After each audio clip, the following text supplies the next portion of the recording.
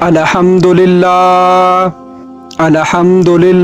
نحمدہ ونصلی علی رسولہ الکریم اما بعد فاعوذ باللہ من الشیطان الرجیم بسم اللہ الرحمن الرحیم۔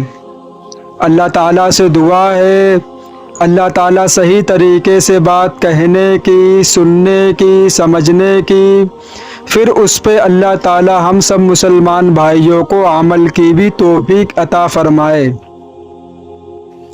ہم مسلمان سے اگر یہ بات پوچھی جائے کہ آپ اللہ سے کتنی محبت کرتے ہو تو ہر مسلمان اپنا سینہ چوڑا کر کے یہ بات کہتا ہے کہ ہم اللہ کے لیے جان دے سکتے ہیں۔ دوسری بات کہ جب مسلمانوں سے پوچھا جائے کہ آپ اپنے نبی پاک صلی اللہ علیہ وسلم سے کتنی محبت کرتے ہیں تو مسلمان سینہ چوڑا کر کے یہ بات کہتا ہے کہ ہم نبی کے لیے اپنا تن من گھر پیسہ سب کچھ قربان کرنے کے لیے تیار ہیں۔ لیکن جب اس کے سامنے یہ بات پیش کی جاتی ہے کہ داڑھی رکھو، ہمارے نبی کا طریقہ ہے، ہمارے نبی کی سنت ہے، تب وہ کہتا ہے کہ نہیں، ہم نبی کو اس بات پہ فالو نہیں کرتے ہیں۔ پھر نبی پاک صلی اللہ علیہ وسلم نے نماز کا حکم دیا۔ کون دنیا میں نماز پڑھتا ہے؟ ہم لوگ صرف زبان سے اقرار کرتے ہیں۔ اور ایک بات میں یہ بھی کہنا چاہتا ہوں کہ مسلمان مسجد کے لیے سر کٹوانے کے لیے تیار ہے لیکن مسجد میں سر جھکانے کے لیے تیار نہیں ہے۔ مسلمان مسجد میں سر جھکانے کے لیے تیار نہیں ہے۔ نبی پاک صلی اللہ علیہ وسلم کا نام سنتے ہی مسلمان جھومنے لگتا ہے، جھوم جاتا ہے، اور لیکن جب نبی کا حکم آتا ہے تو مسلمان گھوم جاتا ہے، کہتا ہے کہ نہیں، ہم نبی کو اس بات پہ فالو نہیں کریں گے۔ نبی پاک صلی اللہ علیہ وسلم نے فرمایا جب راستے میں چلو تو اپنی نظروں کو نیچے رکھ کے چلو، کہاں تمہارے سامنے سے کوئی بھی گزر جائے تمہاری نظر اس کے اوپر نہ پڑے۔ لیکن آج کے معاشرے میں یہ دیکھا جاتا ہے کہ جوان کو تو چھوڑو، جو بڈھے ہیں وہ لوگ بھی پیچھے مڑ مڑ کے دیکھتے ہیں کیا لڑکی جا رہی ہے۔ ہم اس نبی پاک صلی اللہ علیہ وسلم کے امتی ہیں جنہوں نے اپنی پوری زندگی میں کبھی جھوٹ نہیں بولا، کبھی کسی عورت کو اپنی آنکھوں سے نہیں دیکھا، غیر محرم کو۔ ہم ان نبی کی امت میں ہیں، لیکن آج مسلمان یہ کہتا ہے کہ ہم نبی کے لیے سب کچھ کرنے کے لیے تیار ہیں، لیکن جو عادت ہے، جو ہماری فطرت ہے، وہ نہیں چھوڑ سکتے ہیں۔ میرا آواز بڑھ جائے رہی ہم۔ نبی پاک صلی اللہ علیہ وسلم نے فرمایا جب گھر کے اندر گھسو تب گھر والوں کو سلام کرو، جب گھر سے باہر جاؤ تو اپنے ماں باپ کو سلام کرو، پانی پیو بیٹھ کے پانی پیو، اور جب باتھ روم میں جاؤ تو سر ڈھانک کے جاؤ۔ کتنے مسلمان دنیا کے اندر، کتنے لوگوں نے اس پہ عمل کیا ہے؟ اگر دیکھا جائے جو بدنام ہے دنیا کے اندر، جو لوگ یہ کہتے ہیں کہ یہ نبی سے محبت نہیں کرتے، یہ تو غدار ہیں نبی کے، یہ تو، اب میں یہ بات چھیڑنا نہیں چاہتا، پھر لوگ کہتے ہیں کہ حافظ صاحب دیوبندی بریلوی کے اوپر بات لے کے چلے جاتے ہیں۔ بات یہیں سے شروع ہوتی ہے کہ جو لوگ نبی کو فالو کر رہے ہیں، نبی کی بات مان رہے ہیں، نبی کے طریقے پر زندگی گزار رہے ہیں، دنیا انہی کو گالی بک رہی ہے۔ اور جو لوگ نبی کو چھوڑ کر غیروں کے طریقے پر بنے ہوئے ہیں، نبی نے کیا بولا کہ مزار پہ جانا حرام ہے، مزار پہ دعا مانگنا حرام ہے، مزار پہ بیٹھنا حرام ہے، مزار پختہ بنانا حرام ہے، مزار پہ اگربتی جلانا حرام ہے۔ لیکن مسلمان کہتا نہیں، ہم اپنی من کی کریں گے، نبی جو کہتے انہیں کہنے دو۔ وہ یہی کہتے ہیں کہ جو نبی کہہ رہے کہنے دو۔ ہمارے جو باپ دادا جو کرتے آئے ہیں، ہمارے باپ جاتے تھے مزار پہ، ہم جائیں گے، چاہے میرا سر کاٹ دیا جائے یا میرے ساتھ کچھ بھی کیا جائے، ہم مزار پہ جائیں گے۔ میری ماں مزار والے بابا سے مراد مانگتی تھی کہ ہمیں پیسے مل جائیں، ہمیں اولاد مل جائے، میری دکان کھل جائے، میرے بچے کی نوکری لگ جائے، تو ہم بھی وہی کریں گے جو ہماری ماں نے کیا ہے۔ تو میرے بھائی، جب آپ سیدھے راستے پہ چلیں گے تو آپ کو دیکھ کے آپ کا بچہ سیدھے راستے پہ چلے گا۔ اگر آج تم نے اپنے بچوں کی فکر نہیں کی تو کل ان کے ایمان کی کوئی گارنٹی نہیں ہوگی کہ یہ کس کو ماننے والے، انہیں یہی نہیں معلوم ہوگا کہ حقیقی بادشاہ دنیا میں کون ہے۔ اللہ نے پیدا کیا کہ ہم کو مزار والے بابا نے پیدا کیا، انہیں یہ معلوم ہی نہیں ہوگا حقیقی پالنہار کون ہے۔ جو مزار والے بابا وہ کیا ایسے ہی دنیا کے اندر آ گئے؟ اللہ نے انہیں پیدا کیا، وہ اتنے بڑے ولی کیسے بنے ہیں؟ اللہ سے انہوں نے دعا مانگی ہے، نماز پڑھی ہے، کس کے سامنے سر جھکایا؟ اللہ کے سامنے سر جھکایا ہے۔ انہوں نے کسی دنیا کے سامنے سر نہیں جھکایا ہے، لیکن آج مسلمان ان کے سامنے سر جھکا کر کہتا ہے کہ ہم نبی سے محبت کرنے والے ہیں۔ اللہ کو ایسے جھوٹے دعوے بالکل پسند نہیں ہیں، زبان پہ کچھ اور دل میں کچھ اور۔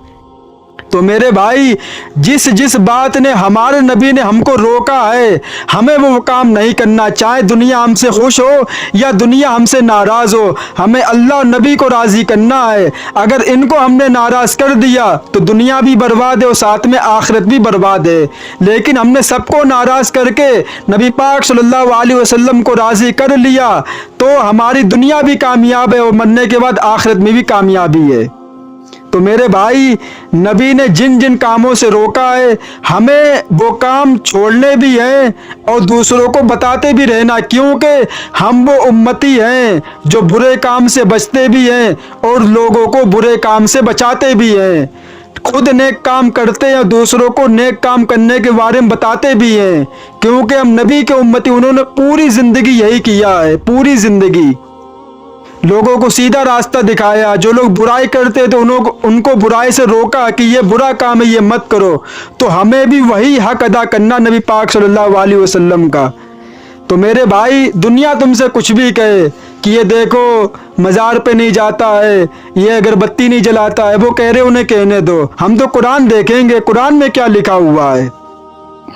اللہ تبارک و تعالیٰ چاہتا تو یہ ایاک نعبد و ایاک نستعین جو آیت ہے سورہ فاتحہ میں، وہ کہیں بھی اتار سکتا تھا، بیچ میں، آخری میں، کہیں بھی اتار سکتا تھا، لیکن اللہ تبارک و تعالیٰ نے شروع کی 3 آیتوں میں رکھ دی۔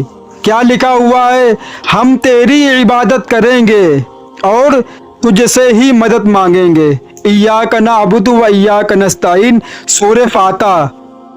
اگر اللہ چاہتا تو اس آیت کو بیچ میں بھی لا سکتا تھا، کیوں؟ اللہ کا کلام ہے، اس نے اتارا آسمان سے، وہ کچھ بھی کر سکتا تھا، اس کی مرضی، لیکن اللہ نے سوچا کہ کہیں دنیا یہ نہ سوچ لے کہ یہ تو آخری میں آیا ایاک نعبد و ایاک نستعین، اس سے پہلے ہم دوسروں کی عبادت کریں اور دوسروں سے مدد مانگے، تو اللہ تبارک و تعالیٰ نے پہلے ہی یہ اتار دیا اور ہر نماز میں یہ پڑھی جاتی ہے۔ اگر کسی انسان کو سورہ فاتحہ یاد نہیں ہے تو اس کی نماز نہیں ہوگی، کیوں؟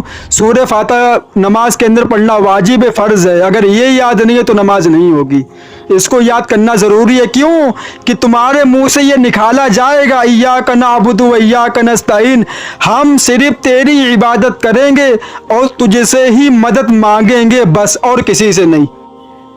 جب یہ پڑھو گے، اپنے منہ سے بکو گے، تب تمہاری نماز ہوگی، یہ نہیں کہ بس آئے سجدہ کیا سلام پھیرا چل دیے۔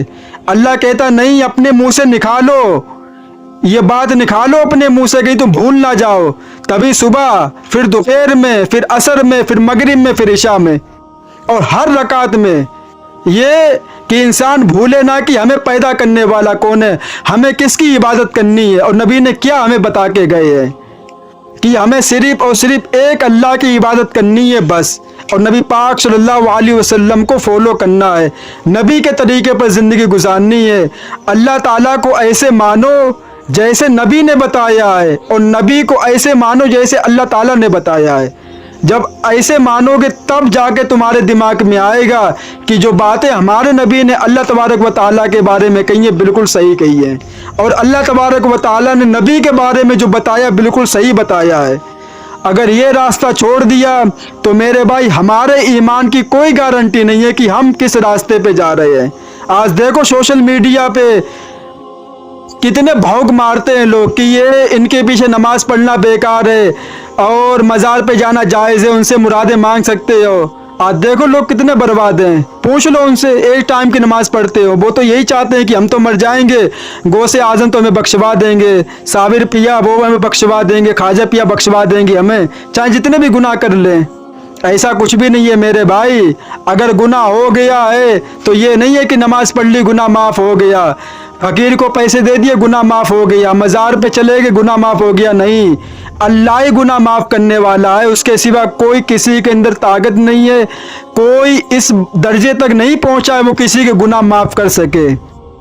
اللہ تبارک و تعالیٰ نے یہ کسی کو نہیں دیا، نہ کسی نبی کو، نہ کسی ولی کو، نہ کسی اللہ والے کو، یہ صرف اور صرف اپنے پاس رکھا کہ اگر کسی سے گناہ ہو جائے، زنا ہو جائے، شراب پی لی، چوری کر لی، ماں باپ کو مارا، گھر سے نکال دیا، گناہ ہو گیا، صرف اور صرف اس گناہ کو اللہ معاف کر سکتا ہے بس۔